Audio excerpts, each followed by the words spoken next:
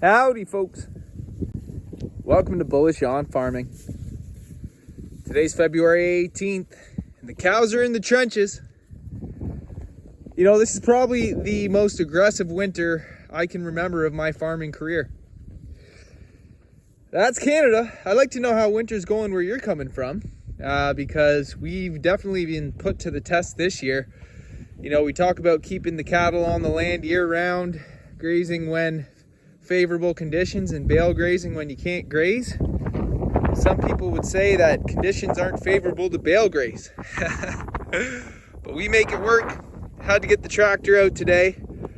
The snow was so freaking high that, the cows, I noticed they were just hunkering down over here by the bush, which is fine, that's what it's for. But the calves, they stopped taking trips to go get water, and although they can, get what they need from the snow, it just reaches a point where you say, I need to do a little extra something, especially when the snow just keeps compounding. I mean, let's take a look at this wall right here. I couldn't get the blower right down to the ground, so there's probably at least half a foot to a foot still that I didn't get, and that's a good solid 3 feet. Almost just as tall as our calves. That's Canada. So, really been put to the test. Want to talk about how we're dealing with the winter right now.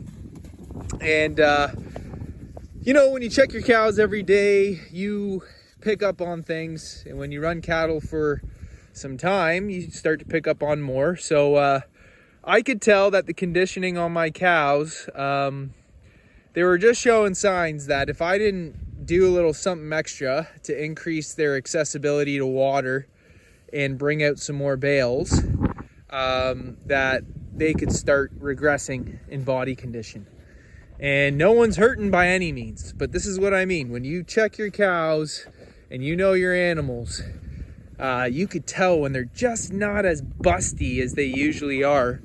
And that's, if you're giving them, if they still have access to feed, it's usually due to adverse stressors. And in this case, hardcore wind chill, really tall snow that's, take a look at that snow wall there. That's inhibiting their ability to travel back to our water, which is our pond. And although I had another day on the schedule for them to feed before I brought out bales, when conditions start to get a little more aggressive, that's when I don't mind stepping in and doing a little something extra. So that's what we did. Extra bales, hopefully, they go clean up. We had the residual over there behind the cows. It's like I'm in a snow fort with walls. That's exactly what it is.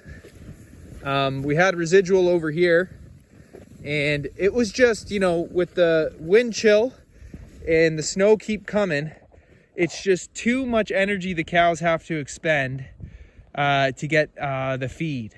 And you'll find that if your cows are cleaning up and you have adverse conditions coming through, which will increase the stress on your cattle, sometimes it's just worth it to bring out those next bales, get the new feeding ration in, get some good green dry hay in, let the cows fill up on that, let them use your windbreak that they have access to, and have ample water, and that'll usually get your cows back on track. Okay, all our mums are carrying calves and growing one at the same time here. If you're running a cow-calf operation, do you really want to push your cows because you can?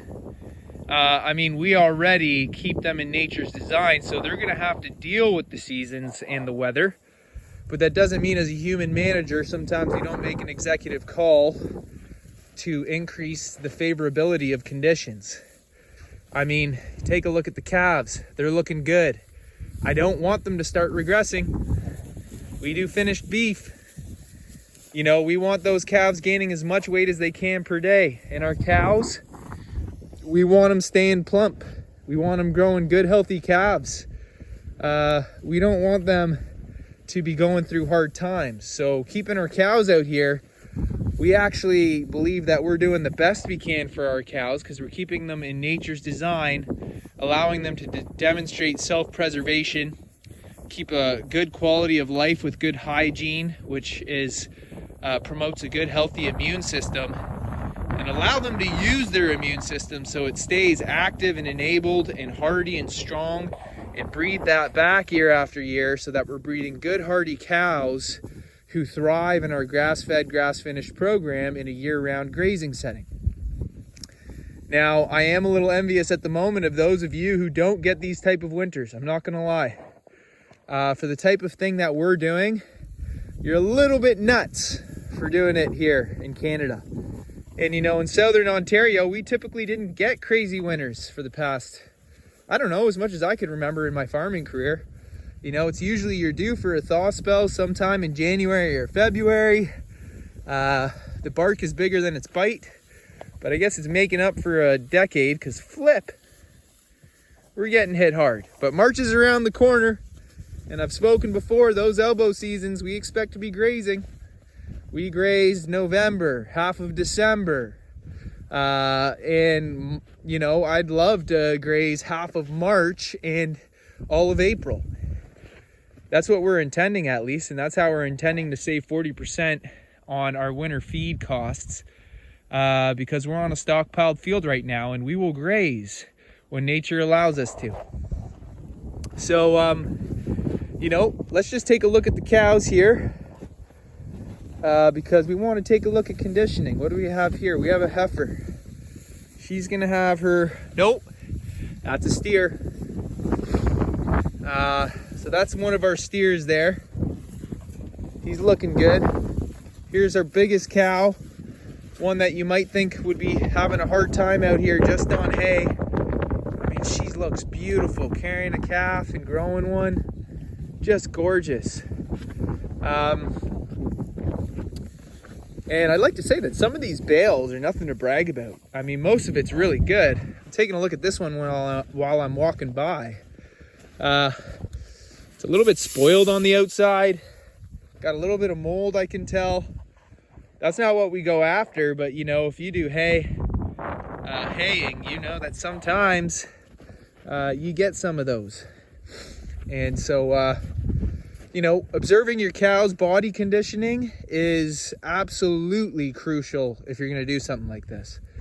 If you don't have experience monitoring cows' body condition, seeing signs of dehydration or regression, knowing when they're losing kind of that vitality or brightness in their eyes, it's going to be quite difficult for you to catch anything in advance. And you can see that these girls are just going at it. Nothing like a fresh bale in the middle of winter on the other side of a storm.